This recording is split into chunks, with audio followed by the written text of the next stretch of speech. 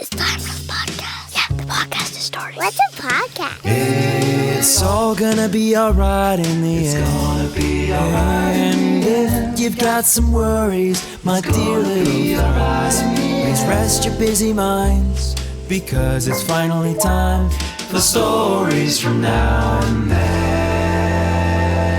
Hello, kids and kids at heart. Welcome back to Stories from Now and Then. My name is Captain Blunderface, and I'm here in the old library with Deprecatus, of course. Today we're taking care of our spring cleaning. Yeah, just a second, Deprecatus. I'm gonna move these boxes over here onto the floor, and these piles of books, I'll put them on the windowsill for now while we organize all of the papers. Well, it's just spring cleaning, Deprecatus. It's not a huge deal. You know, we do this every year. Well, you have lots of other spaces to hang out in, so don't worry, we'll be done before you know it. In the meantime, before Nicola begins today's story, we have a shout out for Vienna in the Comox Valley in British Columbia. Cats are her favorite animals, blue is her favorite color, and she loves the story of Elsa from Frozen. So Vienna, this story is for you. And with that, we'll pass it off to the amazing Nicola for today's story, which is part 1 of The Wind in the Willows. You know, Captain, one of my favorite things about springtime is how it feels as though the world is waking up again.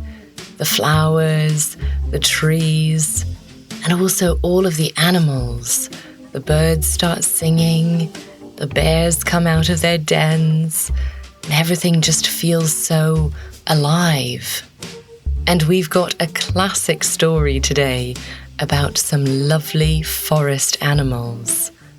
It's called The Wind in the Willows by a man called Kenneth Grahame, and it follows the adventures of a few very special animals. Now, we've shortened the stories so that we can fit as much in as possible, but today's will just be part 1. Here we go. There was, beneath a hedge where roots twisted like old fingers and the earth smelled of damp leaves and quiet industry, a small home made comfortable by long habit and careful pause.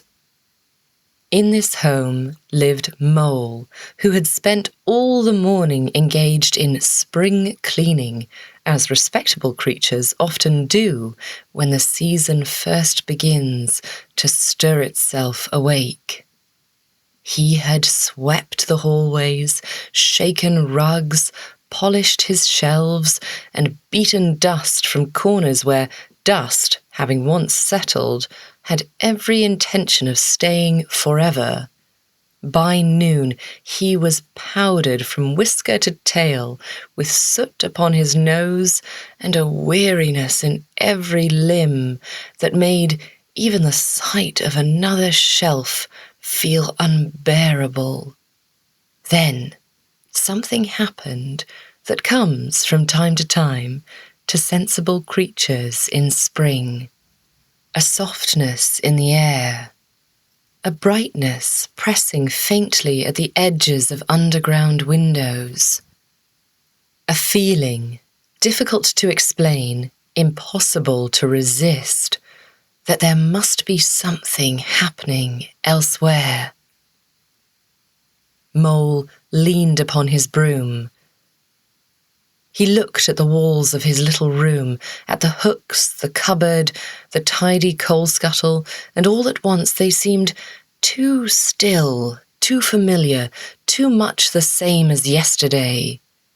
Without quite deciding to do so, he laid down the broom, climbed the narrow tunnel toward the surface, and began scrambling upward with sudden determination, pushing through earth until at last his nose broke through into daylight. The world above met him all at once, Warm sun lay upon the fields, the hedges were touched with tender green. Tiny shoots stood up everywhere, as if each had been invited separately to attend spring and had arrived punctually. Birds sang with a confidence that suggested they had arranged the whole morning themselves. Mole blinked. He drew in a deep breath and felt from whisker tip to tail that the world was entirely right. He had not known until that moment how badly he wished to be out of doors. The broom, the dusting cloth, the unfinished cleaning, all vanished from importance at once. He wandered through meadows where buttercups had begun their golden business, crossed little paths bordered by moss, and passed beneath branches where sunlight moved in fragments upon the ground. Everything seemed alive with invitation. At last, after wandering farther than he intended, he heard a sound unfamiliar enough to stop him at once. A low, moving sound, soft but endless. A gliding, whispering sound. He followed it through reeds and grass until suddenly the ground opened before him, and there lay the river. Mole had never truly seen a river before. It moved and glittered and curved away into distances full of promise.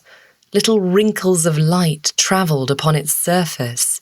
Reflections trembled and broke and joined again. It seemed always busy, yet perfectly at ease. He stood still, entirely taken by it. Seated upon the bank nearby, in a small boat painted blue and white, was a water rat. Not the sort of rat one imagines in dark corners, but a bright-eyed, well-brushed fellow in neat clothes, with small, capable paws and an expression of easy satisfaction, as though the day had begun exactly as he hoped it would. Seeing Mole, he lifted one paw in greeting. "Hello, Mole," said he cheerfully. Mole was startled that his name should be known. Hello, he answered shyly. "Come and have a row," said the rat, as if nothing could be more obvious. I don't suppose I know how, said Mole. "That's all the better," replied the rat. "Neither did I once." There are invitations which sensible creatures might examine carefully before accepting, and there are others that seem to carry their own certainty. Mole stepped in. The boat rocked alarmingly. He nearly lost balance. The rat steadied him with practiced ease. Then they were off. At first, Mole sat rigid with alarm, for every little movement seemed likely to overturn them both. But the rat handled the oars with such confidence that fear soon gave way to delight. The river moved beneath them like something alive and friendly. Rat spoke as they drifted. He spoke of bends and backwaters, reed beds, little hidden landing places, and pools where fish gathered under roots. "There is nothing," he said firmly, "absolutely nothing half so much worth doing as simply messing about in boats." He said it with such conviction that Mole immediately believed it, one of the great truths of existence. They landed at a grassy place where Rat unpacked luncheon from a basket. Cold chicken, bread, little cakes, ginger beer, and sandwiches appeared in a quantity Mole found astonishing. You always carry this much?" asked Mole. "One never knows when one may feel hungry," said Rat. After luncheon, they drifted again. Dragonflies flashed blue above the reeds. A moorhen crossed ahead of them with solemn urgency. Somewhere distant, cattle moved lazily in fields. Mole felt as though his old underground rooms belonged to another life. Toward afternoon, Rat proposed that Mole try the oars himself. Mole accepted bravely. What followed was less graceful. The boat first turned in a circle, then struck reeds, then nearly sent both of them sideways. Mole rowed earnestly, which did not improve matters. "Not too much," cried Rat. "Less left. No, your other left." A moment later, Mole lost balance entirely and fell backward into the river. The cold came as a shock, sharp enough to empty every thought from his head. He splashed helplessly until Rat, laughing but efficient, caught him by the collar and brought him, spluttering, to shore. Wrapped in blankets soon after, Mole laughed too, though shakily.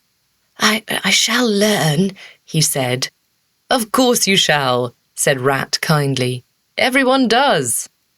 As evening softened the river, Rat suggested that Mole might stay with him. "My rooms are close by," he said. "Nothing grand, but comfortable enough." They followed a little path among reeds to Rat's home, half hidden in the riverbank. It proved more than comfortable. There were books, armchairs, bright brass things, tobacco jars, framed maps, and windows looking directly upon the water. Everything suggested long habit joined to quiet pleasure. Mole admired everything. A kettle sang, lamps were lit, outside evening gathered blue among the willows. Rat spoke of friends. "There's Toad," he said. "What sort is Toad?" asked Mole. Rat smiled in a way difficult to interpret. "An excellent fellow," he said carefully. "Enthusiastic. Very enthusiastic indeed. Whatever he is doing at the moment becomes, to his mind, the finest thing ever attempted by any creature." "Sounds admirable," said Mole. Rat gave a small cough. "It depends, somewhat, what he has lately discovered." "And others?" "Badger," said Rat, lowering his voice slightly as though naming someone both respected and slightly mysterious. "Lives in the wild wood, keeps to himself mostly, knows everything worth knowing." Mole glanced toward the darkening window where trees now stood in deeper shadow. "The wild wood sounds serious." "It is serious," said Rat simply. "Perfectly safe in daylight if one knows the paths. Less agreeable if one does not." They ate supper comfortably, while outside the river darkened and stars began quietly appearing overhead. Later, seated near the fire, Mole felt a contentment unlike anything he had known underground. The room held warmth. The river whispered beyond the window. From somewhere outside came the faint rustle of reeds moving in evening air. He had left home only that morning, intending perhaps no more than a brief walk, yet already the world had widened astonishingly. Rat, seeing his expression, smiled. "You'll like river life," he said. Mole looked toward the dark water where moonlight had just begun touching the surface. "Yes," he said softly, "I think I shall." And because spring had only just begun, and because rivers always lead onward, this first day by the water was only the beginning.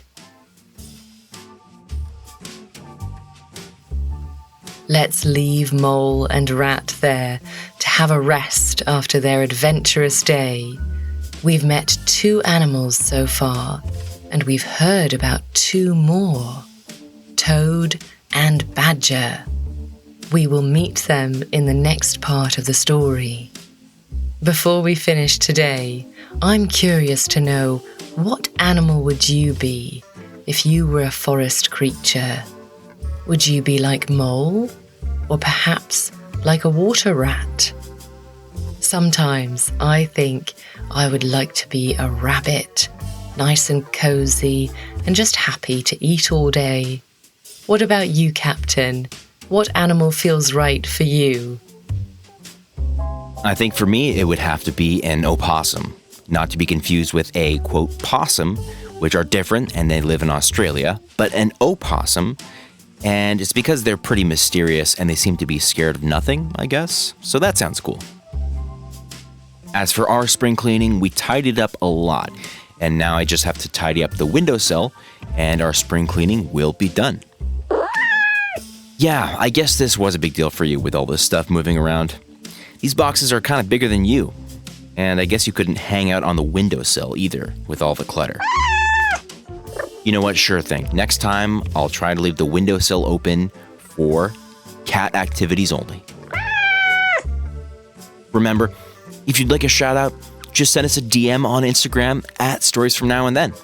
We'd love to hear from you, and you can get a future episode dedicated to you. Stories From Now and Then is narrated by the amazing Nicola Ward. I'm Captain Blunderface, and we'll see you next time on Stories from now and then.